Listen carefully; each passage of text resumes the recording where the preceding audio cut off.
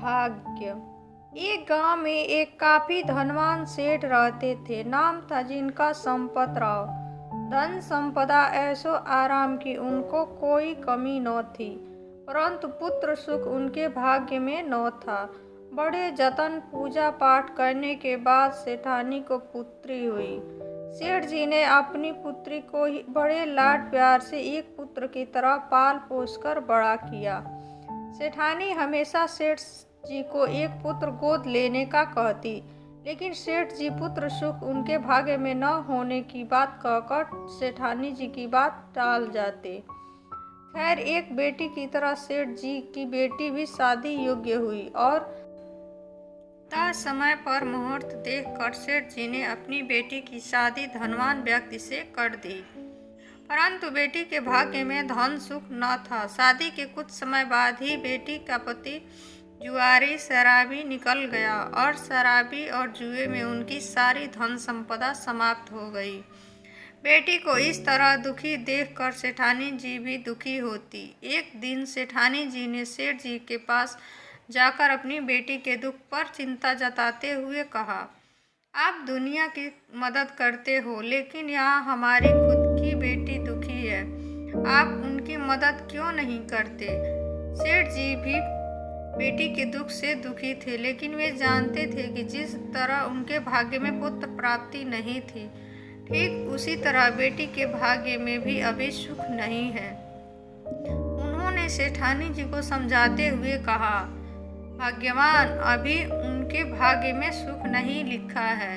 जब उनका भाग्य उदय होगा तो अपने आप सब मदद को तैयार हो जाएंगे और खोई हुई धन संपदा फिर से वापस प्राप्त हो जाएगी।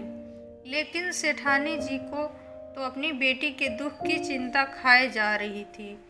एक दिन सेठ जी किसी काम से दूसरे शहर गए हुए थे, तभी उनके दामाद का सेठ जी के घर आना हुआ।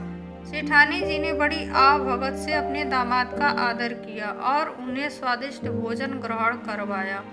तभी उनके मन में बेटी की मदद करने का विचार आया और उन्होंने सोचा कि क्यों न मोतीचूर के लड्डुओं के बीच में सोने की असरफियाँ रखकर बेटी के घर भिजवा दी जाए। बस सेठानी जी के सोचने भर की देर थी। उन्होंने जल्दी से मोतीचूर के लड्डू बनाए और एक एक सोने की असरफी लड्डुओं के बीच रखकर दामाद जी को टीका लगाकर देसी घी के लड्डू जिनमें असरफियाँ थी देकर विदा किया। लड्डू लेकर दामाद जी घर की ओर निकले। रास्ते में उन्हें एक मिठाइयों की दुकान दिखाई दी। दामाद जी ने सोचा, इतना वजन कौन घर लेकर जाए, क्यों न लड्डू मिठाई की दुकान पर बेच दिया जाए।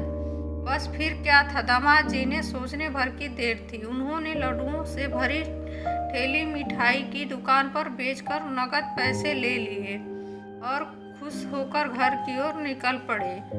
उधर सेठ जी बाहर से आए तो उन्होंने सोचा, क्यों न घर के लिए देसी घी के मोतीचूर के लड्डू ले चलूं। आगे जाकर सेठ जी भी उसी दुकान पर गए जहां उनके दामाद ने मोतीचूर के लड्डू बेचे थे।